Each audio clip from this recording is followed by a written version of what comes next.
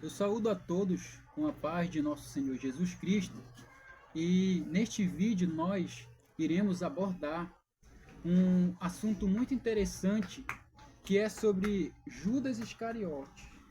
Será que Judas Iscariote ele foi predestinado?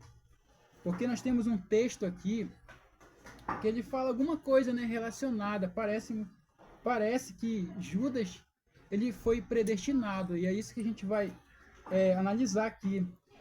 Aqui no Evangelho, segundo escreveu João, no capítulo de número 13, no versículo de número 18, ele chega a dizer o seguinte: não falo de todos vós, eu bem sei que tenho o que tenho escolhido, mas para que se cumprisse a escritura, o que come o pão comigo levantou contra mim o seu calcanhar. E aqui, com base nesse texto, alguns afirmam que Judas ele foi predestinado, né? Ali também em Salmos 41, no verso de número 9, é a profecia, né, que fala acerca daquele que iria trair o Senhor Jesus. E alguns, como eu falei, afirmam que Judas ele foi predestinado. A gente está aqui com o nosso irmão Adilson, né? Ele vai explicar para nós. Irmão Adilson, Judas ele foi predestinado ou qualquer um daqueles apóstolos ali poderia se enquadrar nesta profecia? Amém. A paz do Senhor a todos. A gente vai estar aí comentando sobre essa pergunta. Na verdade, é um conceito calvinista, né? Os calvinistas, eles acreditam de maneira fatal que as pessoas nascem destinadas ou para o céu ou para o inferno. E com base, por exemplo, até mesmo nesse texto aí que o irmão Cleidinaldo leu, ele chegou a dizer que Judas foi predestinado de maneira fatal a fazer o que ele fez e assim está no inferno no momento em que nós vivemos. Então, quando nós olhamos para esse texto, a gente tem que entender uma coisa, que todo texto ele tem que ter como base o seu contexto e também a escritura como um todo. Então, nas escrituras como um todo, a Bíblia, por exemplo, ela vai dizer no capítulo de número 2 de 1 Timóteo, versículo 4, que a vontade de Deus é que todos os homens se salvem.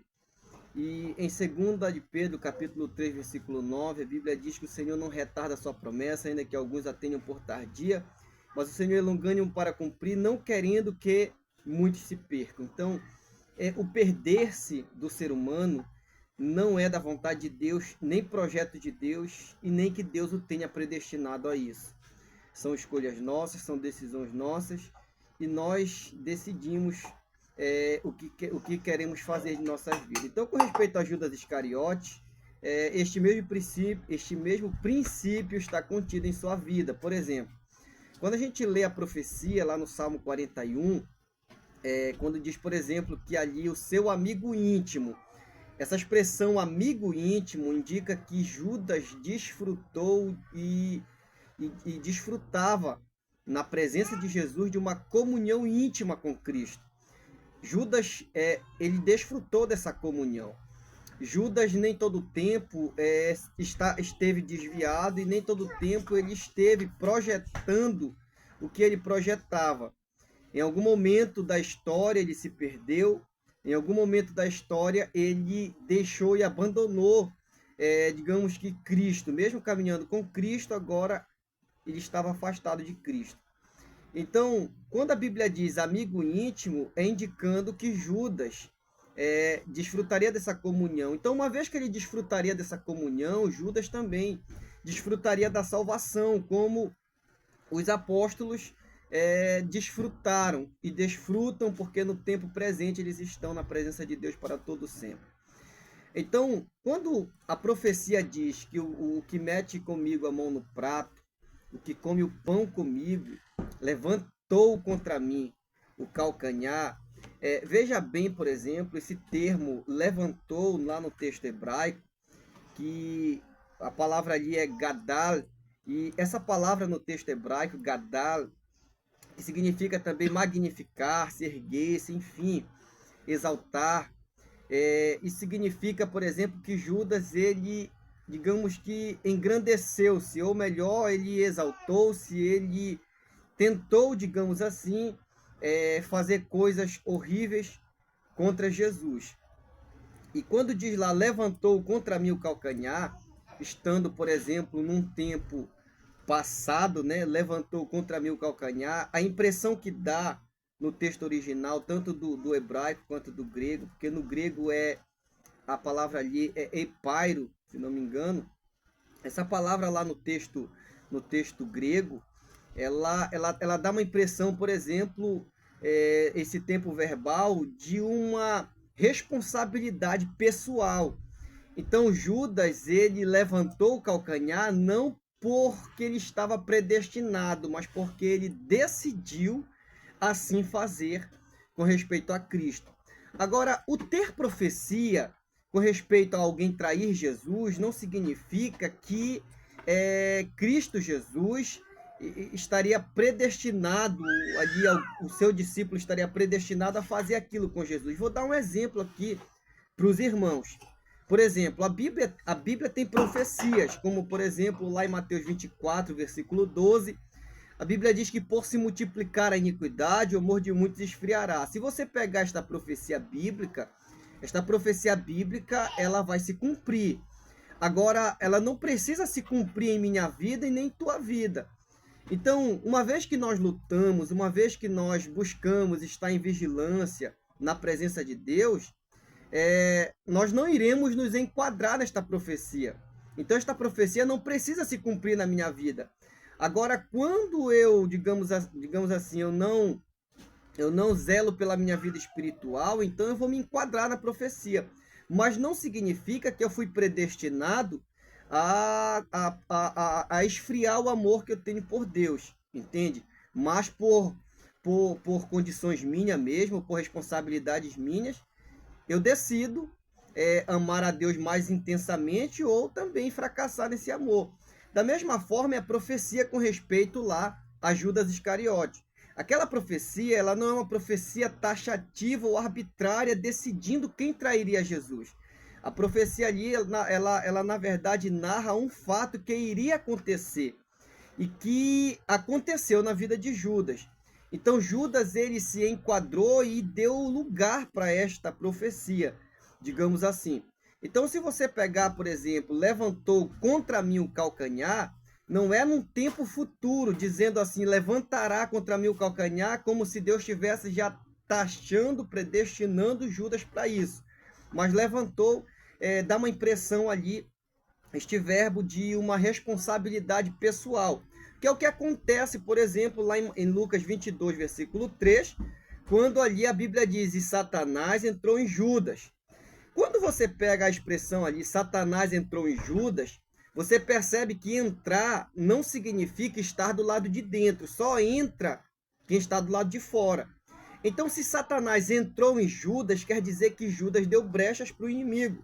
Se Satanás entrou em Judas, quer dizer que Judas deu lugar para o inimigo, e assim o inimigo entrou em Judas, entende? E Judas, assim, foi possuído pelo demônio. Então, quando a gente olha, por exemplo, essa expressão, Satanás entrou em Judas, a gente percebe perfeitamente que Judas simplesmente se encaixou, se enquadrou nas profecias. E quando nós vamos para João 6,64, quando o texto bíblico diz ali que Jesus sabia desde o princípio quem o havia de trair, ali a expressão desde o princípio não significa que Judas tinha sido predestinado.